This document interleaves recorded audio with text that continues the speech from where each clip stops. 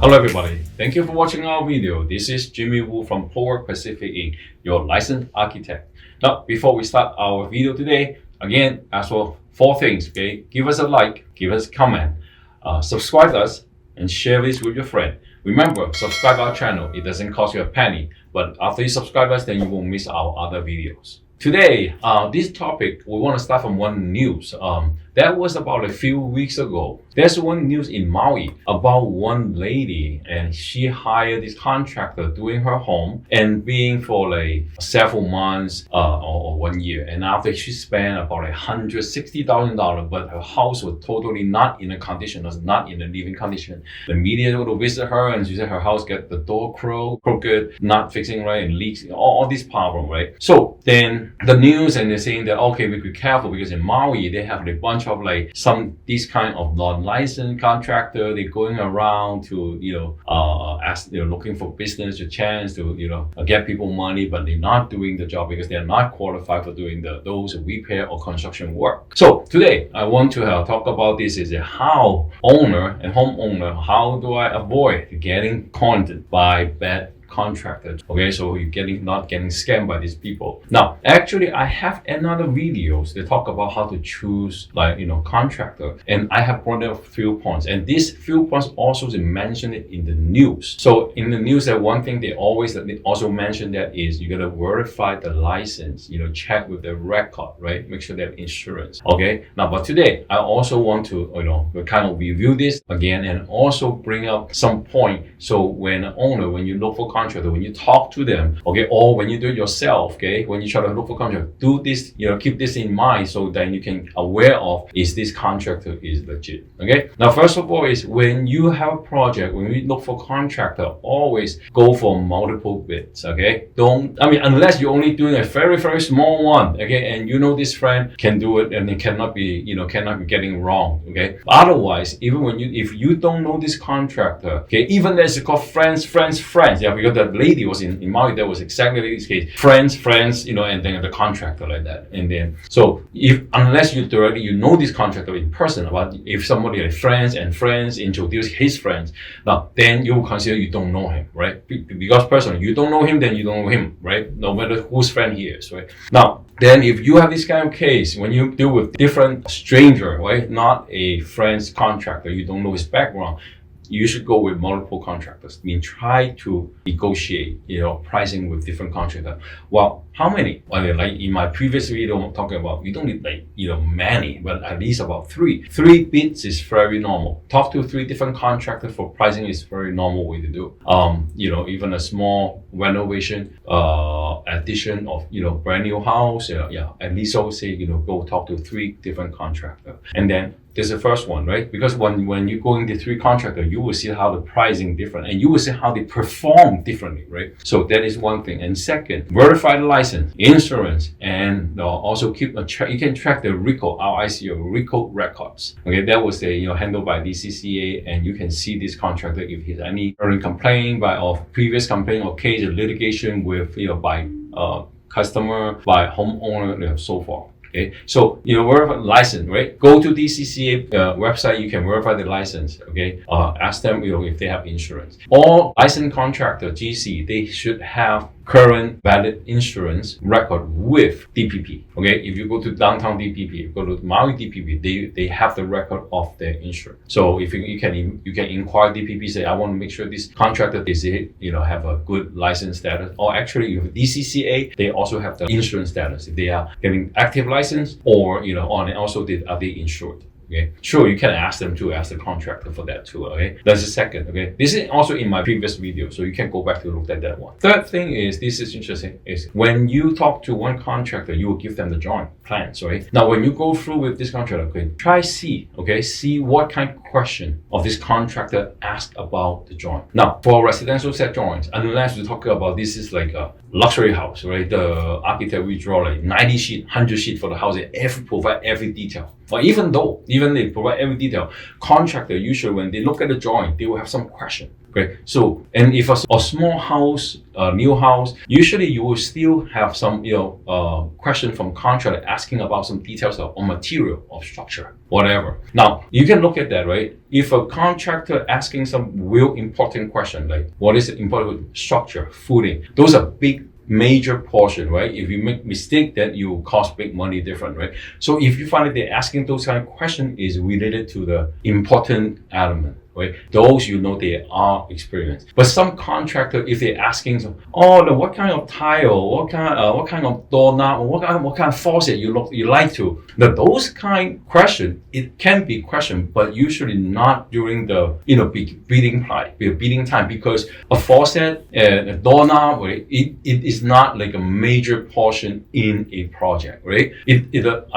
Within a cost, you have to think about building a house. How many doorknob, hardware you will have, and how much money out of the total price, right? So those are not a big chunk, right? But if they're asking questions about windows, doors, what kind of windows, what kind of brand doors, those are the questions you will expect they're asking. But if they don't even ask, now some contractors, they don't even look at, they don't even ask anyone. Okay, I can do. Now then you gotta be careful. When the real experienced contractor, when they look at the drawing, usually they will bring up some questions. And because those questions related to major impact to their cost estimate. Okay, so you can see how they ask questions about the drawings. Also is another thing is number 4. Be careful about the payment schedule. Now, don't get tempted. Okay, don't get tempted to get paid upfront or everything for discount. Like some contractors sometimes they say, if you pay everything, upfront, I can give you a discount. Then you can, we can, make it faster indeed because I gotta buy material. Then I don't have to go back and forth with you. I can, do it all. Now, be careful on that. Okay, because the normal practice is you can give a retainer to the contractor and then start by phasing. How much work they perform and how much work they do. Then you can pay, more and more, right? But gradually until the job finish, then you pay all, 100%. So if someone asks you to do this, you can pay upfront everything, then we can do it faster. Then be careful on that, because if you pay upfront on the project and give to all contractor, what if you say, after 2 months, he fin only doing half, and so, you know what, I exhaust all the money, everything go expensive, labor, material, no more money left, and you gotta pay more. Then what you gotta do, right? You gotta start in there. So that is the one signal. If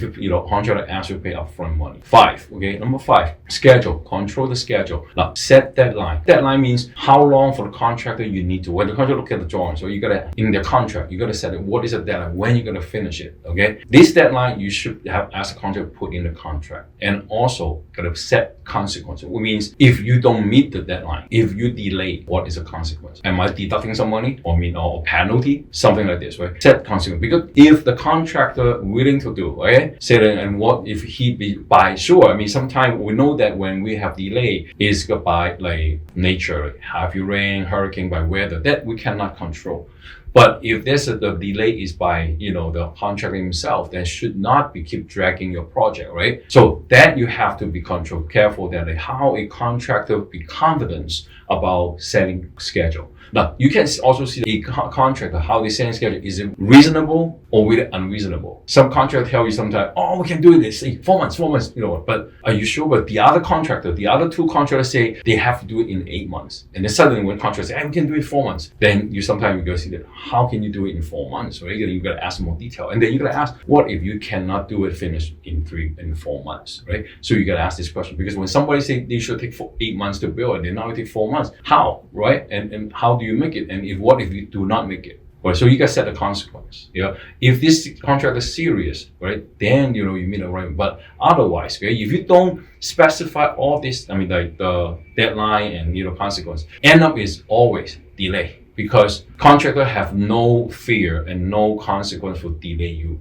He doesn't need to pay back anything, right? So that is the one thing you got to be careful, especially to avoid a bad contractor. Number 6, okay, setting building standard, okay, material standard and price range. Okay, when you negotiate, that there's another thing is about when you negotiate with contract, you have to say about material, right? What kind of tile, right? What kind of paint, quality, what kind of tile quality, or what kind of wood flooring quality, so forth, right? What kind of window quality. And that's why if a smart contractor, if a serious contractor, he will ask all these questions, because even the same size of windows, right? Different brand, different quality have different price. Even a faucet, right? Kitchen faucet, different brand, the different price, and can be a lot, right? So they will ask this kind of question, and you should, very honestly, set this material standard price range. Don't just like, oh, okay, you take care. And sometimes contractor, if you do not mention all this, the contractor will give you the cheapest one. 7, do not involve what kind of subcontractor and labor your GC will hire, and don't involve in their relationship. Sometimes contractor, the GC, oh, you know what? How about you pay my sub directly? I'll let you pay them directly. Do not do that, because when you do that, then you start making multiple contact about a project. So if there's something go wrong in future, okay, then everybody pointing finger, because oh no, you pay him directly. You go ask him. The GC will say, oh, you pay the plumber directly, so this part you got to deal with him. You tell him to come back to make change and not me. Then the plumber, no, I work for the GC and he tell me to do this, do that. So that kind of thing. So avoiding that. Always, you only get one person. One contact is a GC, general contractor, and let him hire his team, his subcontractor, his labor, because if anything goes wrong, he cover. Don't get involved in that. Okay, if the contractor asks you to do that, and that is also is a signal.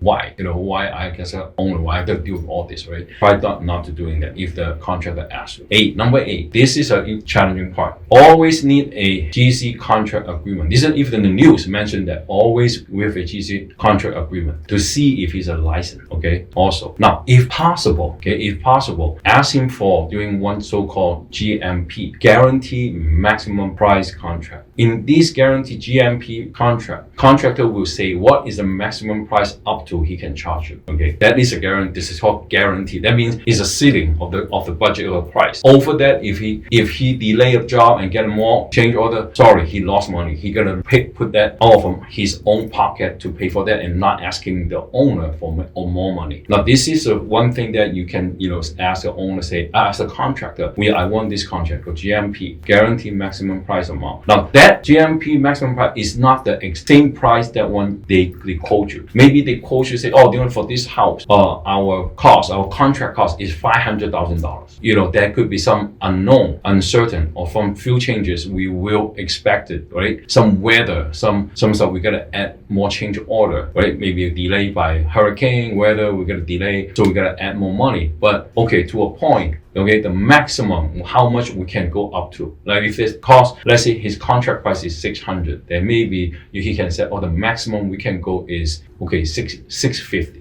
$650 is the maximum they can go. Whatever beyond the $650, owner, not responsible for that. As it's called GMP, that is a real difficult one. A lot of GC don't even, they try not to tell owner, this contract. And you can Google it, okay? You can Google and see what is the content. Now, number 9 is the last one. It's a very strong thing. So if you really don't know this contractor and you want to make sure that in case, this guy failed to finish a project, you can ask this contractor buy a construction bond. What is construction bond? Bond is like an insurance. Bonding company means this bond is like to kind of guarantee or try to ensure the contractor can finish the job. If the contractor failed to finish the job, owner can kick the contractor out, and this insurance bonding company comes in and they pull money, okay, to finish. They pull money from their pocket to finish the project. Okay. Now that is another good test to contractor, because not every contractor is qualified to buy bond. Okay, because for bonding,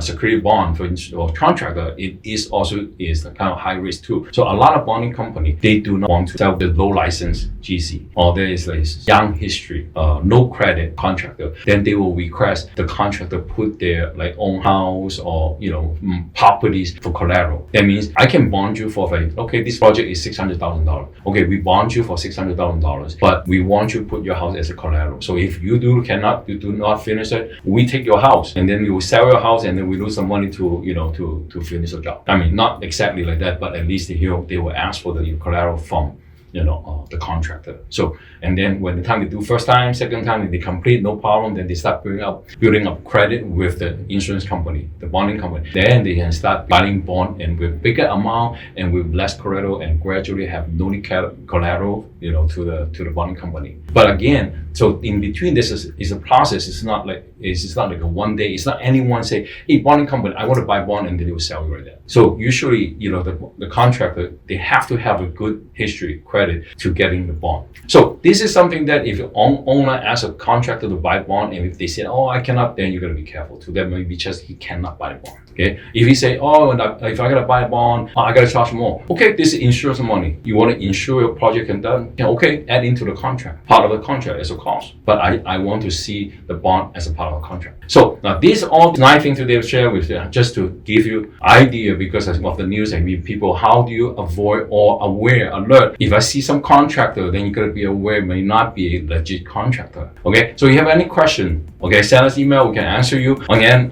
before we finish that, do us 4 things. Okay, give us comment, give us a like, right? Subscribe us and share this with your friend. Thank you very much.